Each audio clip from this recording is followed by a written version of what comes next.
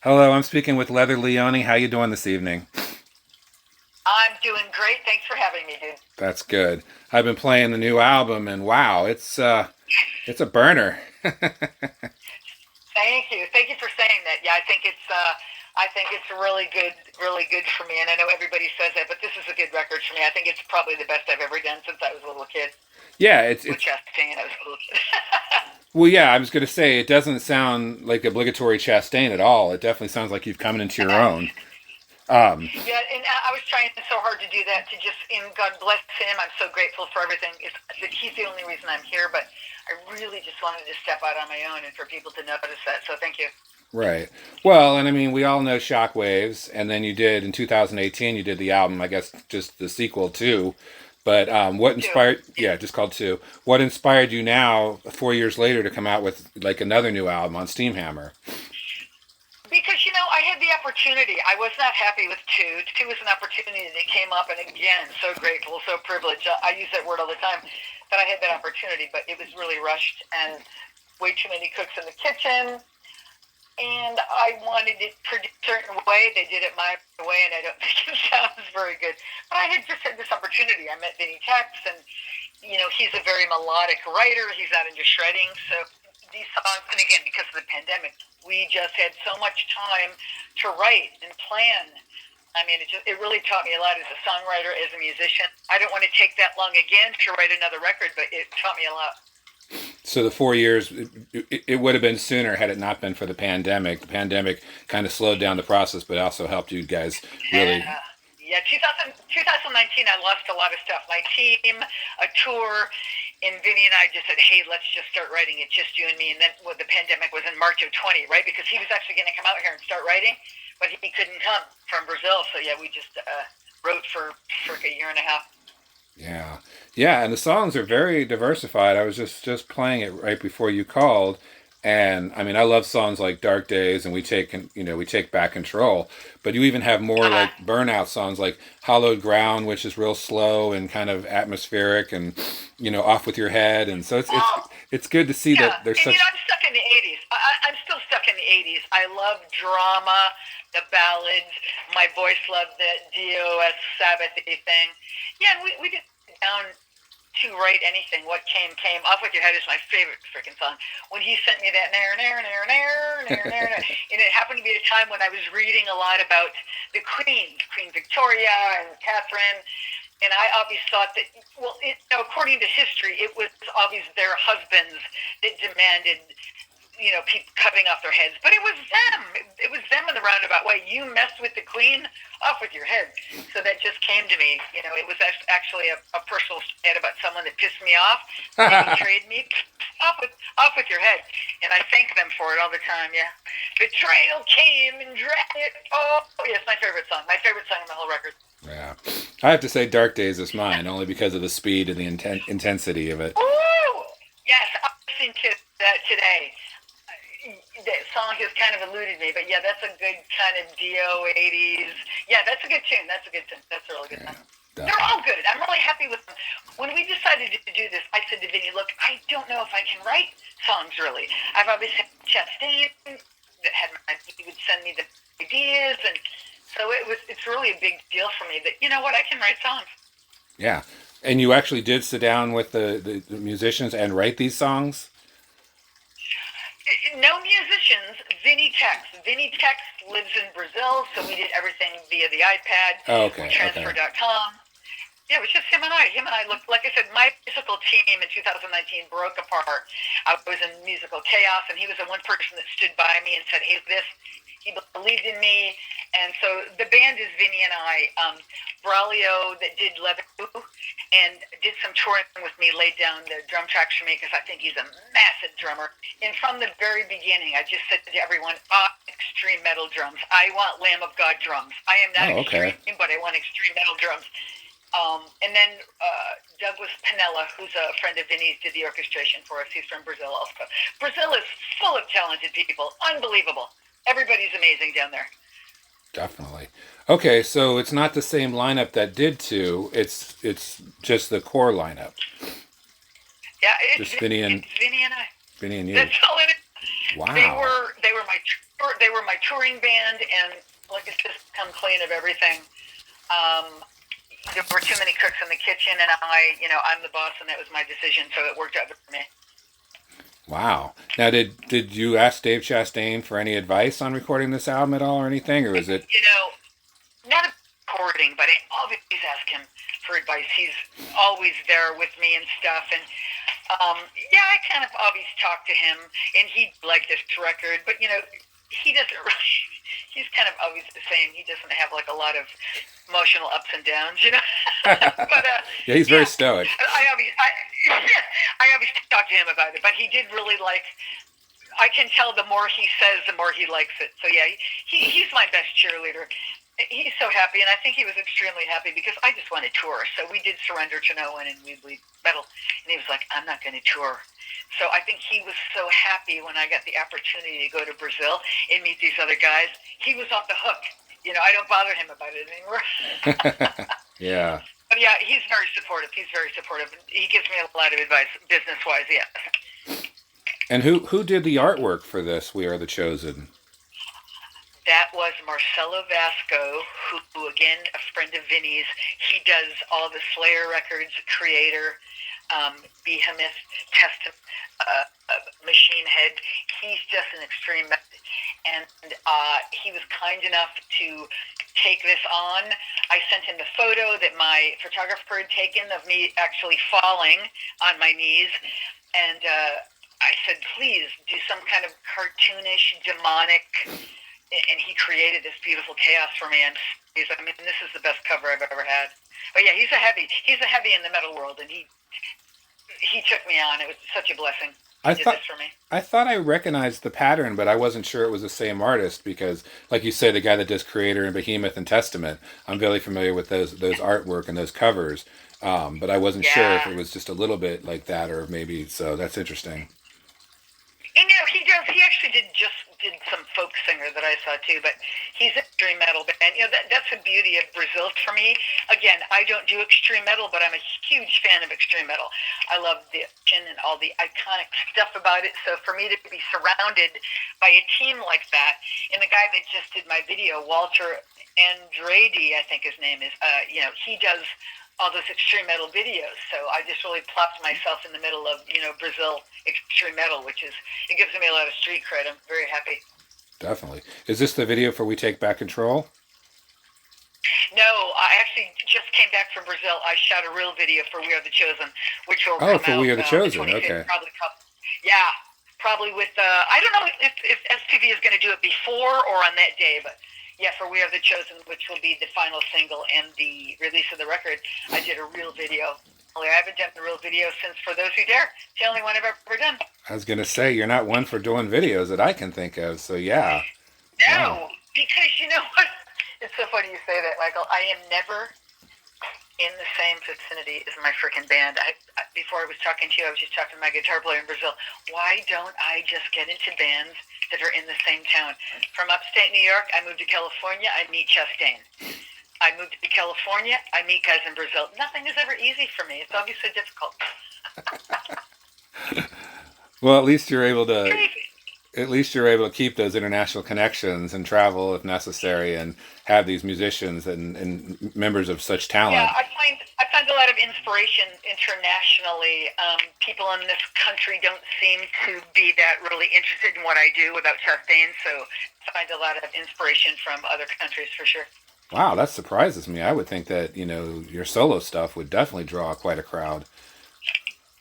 I'm hoping, but nothing has ever been that incredible. I don't tour a lot. It's just a different musical world. I don't tour a lot, and I'm not out there a lot. But again, the blessing of being on a major label, finally, the exposure has been amazing. The lyric videos are doing well. My press is insane. So, it's just a whole new chapter for me. So I'm very hopeful. That is good. That is very good to hear. Now, I was kind of curious, talking about Chastain real quick, what exactly is the We Bleed Metal 17? Because I have We Bleed Metal, but not We Bleed Metal 17. Because Because David Chastain just sits at home in his studio and he writes. He has 17 versions of the same song, and he just likes changing it up. He listens to it and he adds a different guitar. Yeah, he just really enjoys it. And then there's bits and pieces that we didn't use and different arrangements. That's just what he does. And of course, he always gets my permission to do it, but he just did Chastinium, Yeah. which are different arrangement. I mean, he just sits at home stage. He writes, and I think he just put out something called Oddballs of all his pieces of instrumentals that never did anything. He just has closets and closets full of material. So he sits at home and he likes to rearrange stuff. He always has. That's what he does. Yeah, that would make sense. Yeah, you mentioned Chastinium. I remember reading about that, and yeah, it seems like every time I turn around, there's another reissue of, like you mentioned, For Those Who Dare, or Seventh of Never, or Mystery of Illusion. It's like, oh, everything. I did an interview today, and the gentleman was like, "God, too bad Shockwaves, nobody reissues it." It's like, dude, go on, it's been reissued like 5 times. yeah, I just saw that got reissued just last year with like a live track and a Yeah. demo track. I got the Dive Bomb one because I thought when Matt Dive Bomb did it, yeah, Yeah. when Matt Dive Bomb did it, I actually saw you And perform. the beauty of it, people eat up that 80s stuff. They really, I'm going, really? I mean, I know there was an Italian one and then Black Dragon from France. Yep. I just collect the money and go, okay, thank you. I mean, it's great that people are interested. But, Shockwaves was a good record, too. I mean, of course, it wasn't that far of a stretch from Chastain, but it was the first time that I could write my own lyrics and melodies, so it was a big deal for me. But it's a good record. It's a good 80s record. Definitely. I'm pretty sure I saw you in Chicago perform songs from Shockwaves because you didn't have Chastain with you. So Oh, it was David Harbour and Dovka. yeah, Dafka. Yeah, right. That's who it was. Yeah, right. Yeah. I was Right. just watching that yesterday at Reggie's. I love that club. Yeah. I'm assuming it's still open, but yeah, that's a good Yeah, club. they are. Great sound because it's authentic. Are they? Yeah. Oh yeah. A friend of mine's band's Yeah, playing. once in a while I grab people. Yeah, it's a really fun place. It was like the second or third time I'd played there. It's fun. It's fun. Great crowd. But yeah, I mean, Chastain doesn't want to tour anymore. My touring band is mainly in Brazil, so I'll just have to grab somebody else. I mean, my typical predicaments are always really bizarre. Like I said, it would be so nice just to have someone that I could go rehearse with on the next block, but it never happens like that for me. But you do want to actually tour for this album, even if it can't be the Oh guys from God, Brazil. yes, that's all I'm trying to do. I talked to people, but then again, it's all the booking agents tell me they're trying to from the failures of 2020. They have all those gigs that they have to redo. Yep.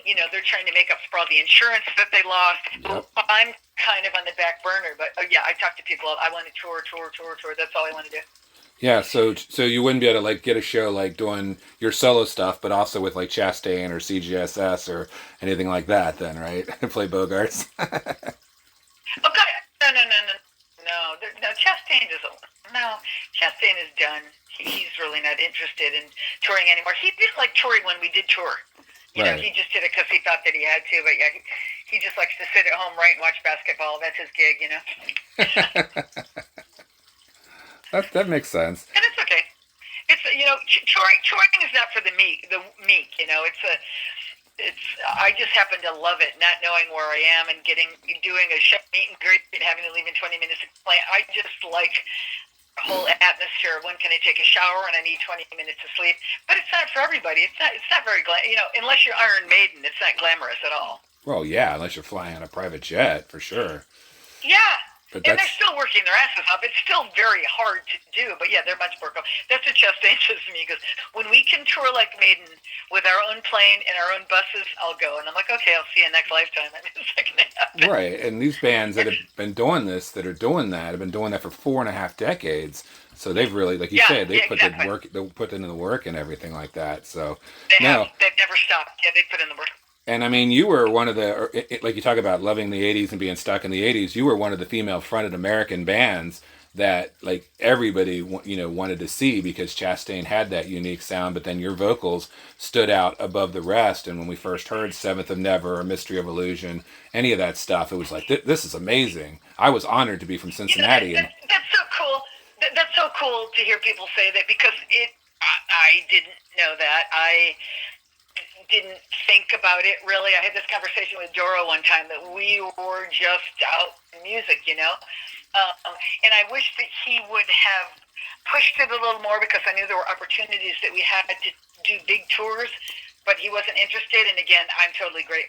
I mean, that's really cool to hear. I had no idea, and I guess it's probably why people are still listening to me, because I forget.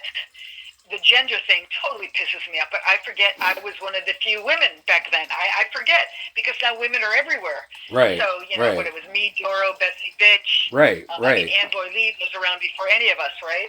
Right. Debbie from Sentinel Beast. I mean, Yep. I don't think about it that way, but it's both the people. Yeah, for sure. It was definitely the exception rather than the norm for female-fronted power metal U.S. bands. That was definitely the exception. Yeah. And those bands, to this day, like you mentioned, Sentinel Beast or Nicole Lee from Snow White, or any of those bands, Doro still keeps it going, and she's the queen of metal because she keeps it going. But in America, She never stopped.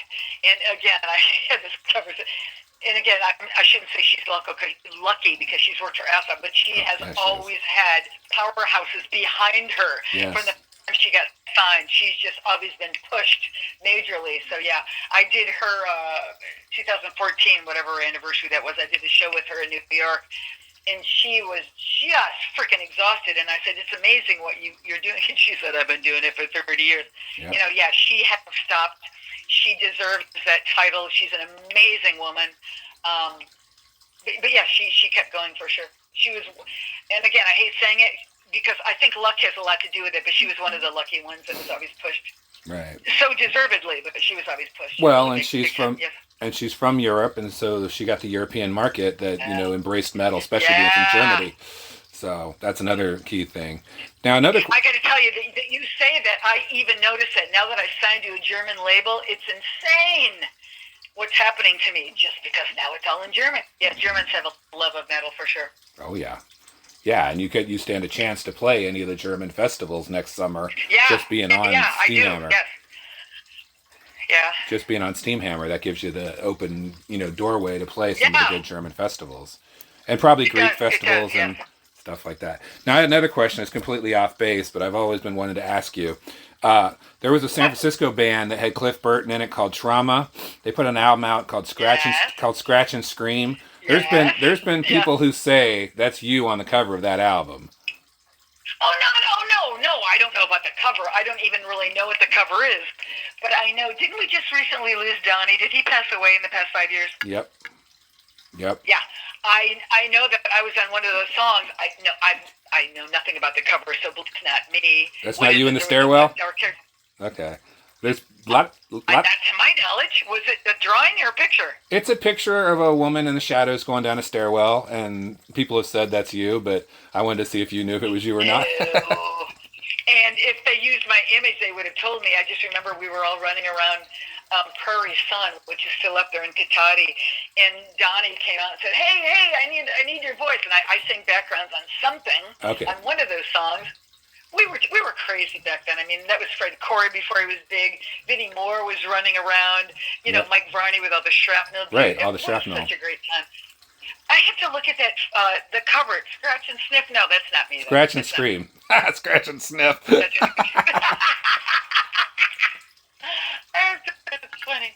Yeah, well, like I said, I've heard rumors, and there's some people that say it is, and I'm like, I'm just going to ask her, because she'll know if she posts for a shot of it. It's nothing provocative. It's just a woman in a stairwell going, I mean, it's a stupid cover anyway, but, Oh, well, it was the 80s, dude, yeah. No, it's not me, but I'll look, and if it's any good, I'll take credit for it, but it's not me, no. Okay, but you did record with the band. You did record with the band and do vocals and stuff. I'm on one of those songs. Right. I'm on the backgrounds of one of those songs. Right. It was like another lifetime ago.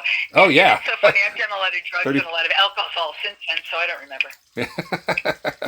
I think it's just as we just get older, we don't remember. We just get older, yeah. Well, it's interesting, so straight and sober all the time during music. When I stopped doing music in my 30s, it was freaking party time. So I'm kind of like a late bloomer, but yeah. It was so much fun. We had so much fun. The 80s were so much fun. Everyone was so supportive, and it was just a different time. Yeah, I bet when you were with Chastain, you probably had tremendous road stories. Well, no, I really don't. God, I do interviews and people are like, oh, what was the crazy? There was no craziness about it for me because and I still do, I have to work really hard for that voice to come out of this little person. I was obviously been sober. I mean, I would sing for an hour and a half and then I would go run stairs with the light guy for, a half hour. I really have to be careful. I can't drink. I have to sleep, and it's really hard for me to sleep because I'm just so wound up in water, water, water, Right. and I don't eat. And it's really, it's always been the people are like, oh my God, you were touring in the '80s. It must have been crazy. No, I would do my show workout and go to sleep. I let the guys go do all that stuff. It was uninteresting to me, and also in the '80s. I knew enough. Again, I hate the gender thing, but I knew enough that if I wanted to be respected, I had to do things a certain way. I couldn't be out partying. I couldn't be out fucking. I had to be respected. So I was very careful what I said, what I wore, who I was with, all the time. Very careful. That's good. That's good to hear. That's probably another reason for your Yeah. success because you didn't just throw it away, and just lose it all. I just had a crazy memory with you. We used to play, and I was actually there today. I was in San Francisco. There was a club called the Mabuhay Gardens. Crazy little place, and we would all play there. And I got just wasted once. And Rude Girl, wasted. And Mike Varney was there, the Shrapnel guy, and Steve Fontana, who ended up being a great songwriter. And they both called me, and I mean, wasted, fallen over wasted. And they got to me the next day, and they said to me, they told me, they said, if you want to do something, you can't do that shit. So they slapped me, and I was like, it's like, you can't be falling around, with your shirt wide open. And so they really taught me at a very young age that, so I stopped. And I also obviously thought that I sounded drinking, and then people started recording me. So yeah, I had a real kick in the ass before I met Chastain, and I figured out that I had to work really hard to do what I wanted to do. That's good. That's good. And it's paid off, and it paid off in spades. And the new album is Yeah. like, wow. I mean, it's hard to believe, Thank you. you've been doing this for so long, and then this is only your third solo album, yet it really kicks ass, and especially if it's just, Yeah. it's just you and the guitarist collaborating and sitting down and during pandemic writing all these really heavy, aggressive songs. Yeah. He's a blessing for me because he is totally not a shredder. He just Yeah. wants to write melody, and when I met him, he knew nothing about Chastain or me, so it was amazing. And then he listened to Shockwaves and just started getting all these ideas. He just wanted to do, like I said, he doesn't listen to metal very often. I was actually Okay. just with him doing this video, and we were in the car, Vixen, Steelheart, freaking Journey, Kiss. I'm like, I just want to go home and listen to some Lamb of God. So he really is just melody, especially 80s melody. And he'll listen to like 70s rock, just melody. So I think it shows. I think Definitely. I think the record is good because of that. Yeah. Definitely. Well, Leather, thank you so much for engaging me in the telling me all about what's going on and little anecdotal stories and everything like that. I'm going to go look at that trauma record, but no, it's not me. Michael, thank you so much. Let me know when it posts so I can share it. Definitely. I definitely will. Okay. Have a good Thank you. evening. Ciao, ciao. Okay, bye.